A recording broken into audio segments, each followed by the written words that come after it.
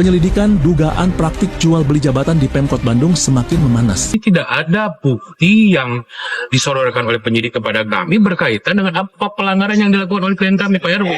Wali Kota Bandung Kang Farhan terancam terseret kasus korupsi penyalahgunaan wewenang nih teman-teman ya. Kang Erwin sebagai Wakil Wali Kota Bandung yang sekarang sudah menjadi tersangka kasus korupsi penyalahgunaan wewenang meminta agar Kejaksaan Negeri Bandung tidak hanya memeriksa dirinya, tetapi juga memeriksa Kang Farhan sebagai Wali Kota Bandung.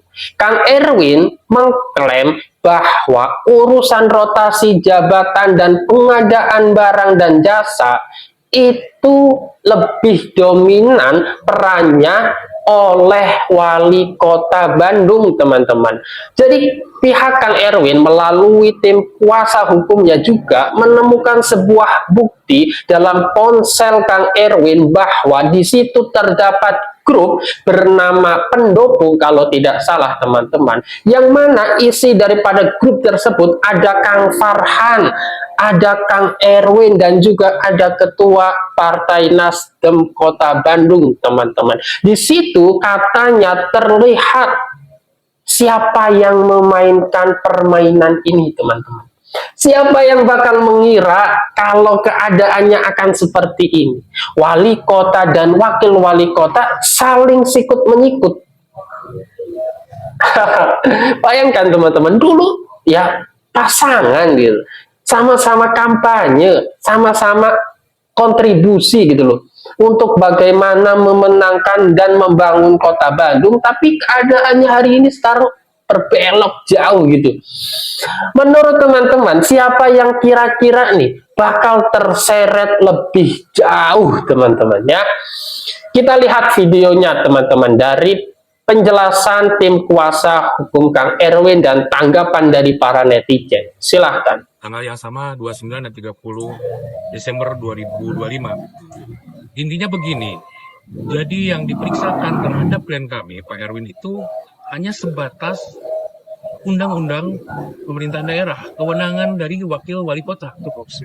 Tinggal berbicaranya tupoksi saja, tidak ada bukti-bukti yang disodorkan oleh penyidik berkaitan hak pasal-pasal yang disangkakan, peristiwa hukum yang terjadi, ataupun misalnya pelanggaran yang dilakukan oleh klien kami. Jadi hanya berbicara kewenangan saja. Bahkan dalam dua pemeriksaan tersebut, pertanyaannya hanya itu saja.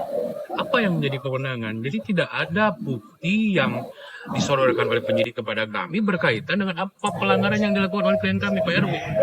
Jadi sampai hari ini tidak ada yang jelas mengenai pelanggaran yang dilakukan, baik penyalahgunaan wewenang, kemudian jual beli jabatan, itu termasuk pemerasan. Tidak ada itu bukti-bukti tersebut.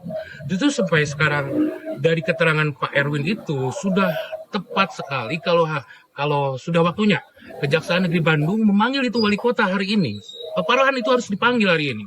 Keterangan saksi termasuk Pak Wakil sudah menjelaskan peran wali kota dalam rotasi, mutasi, termasuk pekerjaan-pekerjaan yang menjadi program pemerintah Kota Bandung. Mungkin bocoran sedikit teman-teman. Jadi di dalam handphone yang disita oleh pihak kejaksaan itu ada handphone Pak Wakil Wali Kota, Pak Erwin.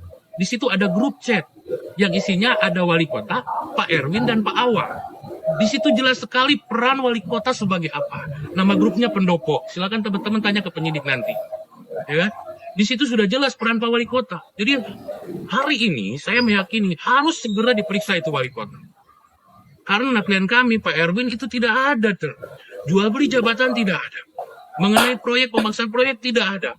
Sementara di dalam chat-chat yang ada di dalam itu sudah jelas bahwa betapa terbatasnya kewenangan Pak Erwin sebagai wakil wali kota, dan kewenangan penuh itu dimiliki oleh wali kota Bandung.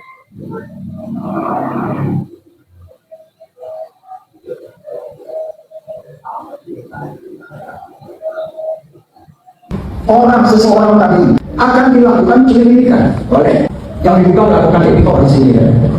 Oleh jaksa penyelidik tadi. Atas dasar apa? Laporan. Harus ada laporan. Iya, kalau ada laporan. Kalau orang yang dilaporkan, orang yang dilaporkan terlapor. Nah, jadi kita pendidikan, kalau kita berbicara surat pemberitahuan dimulainya pendidikan, isi kandungan substansi dari SPDP di antaranya satu terkait dengan dasar. Apa yang menjadi dasar? Empat, sprindik. Berikutnya dimulainya pendidikan apa? Harus tempusnya itu jelas. Ketiga, perbuatan yang disangkakan itu perbuatan pidana, tidak pidana yang disangkakan. Apa? Pelanggar pasal berapa?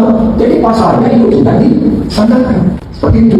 Atau kemudian ada uraian singkat kronologis dari tidak pidana yang terjadi. Nah, kalau begini sudah mengetahui nama, identitas segala macam dari seseorang tadi, cantumkan di situ. Itu supaya tidak terjadi kekeliruan orang. Itu harus masuk semua. Siapa yang melakukan segala macam tertuang di dalam SPDP tadi. Iya, itu isinya di antara. Jadi harus ada dasar. Kapan dimulai pendidikan? Baik, sebelum tadi ada pembahasan tentang sprindik kemudian SPDP, sedikit saya akan bertanya apa yang saudara ketahui tentang kewajiban ketika jaksa sebagai penyelidik atau penyidik. Apa kewajiban-kewajiban? Tentunya kan jelas hak dan kewajiban, terutama kewajiban itu dan kewenangan jaksa sebagai penyidik dalam sebuah tindak pidana. Apa saja yang harus dilakukan dalam sebuah pidana? Kita sudah pasti saya lakukan pendidikan.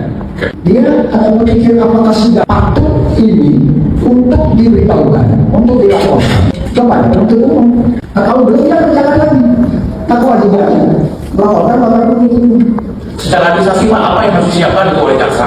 Penyelidikan dugaan praktik jual beli jabatan di Pemkot Bandung semakin memanas. Kini fokus utama Kejaksaan Negeri langsung tertuju pada satu nama kunci, Angga Wardana. Sosok yang selama ini dikenal sebagai orang dekat Wali Kota Bandung telah dipanggil dan diperiksa penyidik. Dugaan keterlibatannya tidak main-main. Angga diduga ikut serta dalam pengaturan mutasi, promosi jabatan, hingga permainan proyek pemerintah. Ini bukan kasus terpisah. Angga Wardana menambah daftar panjang pejabat, termasuk Wakil Wali Kota dan Rendiana Awangga yang telah diperiksa. Ini mengindikasikan adanya jejaring kekuasaan yang beroperasi. Pertanyaannya kini, setelah ring satu kekuasaan disentuh, seberapa jauh Kejaksaan berani melangkah untuk memastikan akuntabilitas tertinggi dalam kasus ini? Apakah Farhan harus diperiksa oleh Kejaksaan? Ini gimana sih ini Kota Bandung? Kemarin kampanyenya bareng-bareng minta dicoblos, bareng-bareng minta dipilih. Lah sekarang ada yang kena satu, malah minta diajakin juga. Gimana sih bingung Kenapa sih Wali Kota Bandung tuh suka banget korupsi? Yang pertama ada Bapak Dada Rosada ya. Beliau ini menjabat Wali Kota Bandung dari tahun 2003 sampai 2013 dan beliau terlibat kasus korupsi bansos ya dan penyuapan hakim hingga merugikan negara mencapai 67 miliar ya guys ya. Bayangin, uang 67 miliar sebanyak apa gitu.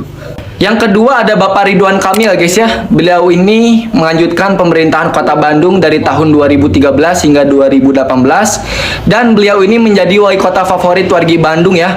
Karena saat itu Bandung di tangan beliau banyak perubahan menjadi lebih baik ya, mulai dari fasilitas umum hingga transportasi umumnya juga ya. Namun seperti yang kita tahu sekarang beliau banyak sekali terjerat kasus ya, mulai dari kasus perselingkuhan hingga kasus korupsi yang melibatkan beliau mengenai pengiklanan Bank BJB yang merugikan negara hingga 22 miliar. Aduh. Selanjutnya ada Bapak Yana Mulyana ya guys ya. Beliau ini sebenarnya menjabat sebagai Wakil Wali Kota Bandung periode 2018 hingga 2023 ya. Namun beliau naik jabatan menjadi Wali Kota Bandung di tahun 2022 karena menggantikan almarhum Mang Oded ya yang meninggal dunia. Dan beliau terseret kasus pengadaan CCTV di Kota Bandung dan merugikan negara hingga mencapai 2 miliar. Dan yang terakhir sekaligus yang terbaru yaitu Wakil Wali Kota Bandung kita tercinta yaitu Pak Erwin ya guys ya. Beliau ini baru banget dilantik menjadi Wakil Wali Kota Bandung namun sudah terseret kasus korupsi penyalahgunaan wewenang barang dan jasa ya. Saat ini beliau masih proses hukum jadi belum tahu berapa nominal kerugian negaranya. Tapi buat kalian para pejabat Indonesia yang suka korupsi, semoga kalian sehat selalu, semoga kalian bahagia selalu karena korupsi adalah budaya Indonesia. Ada tukang bakso guys.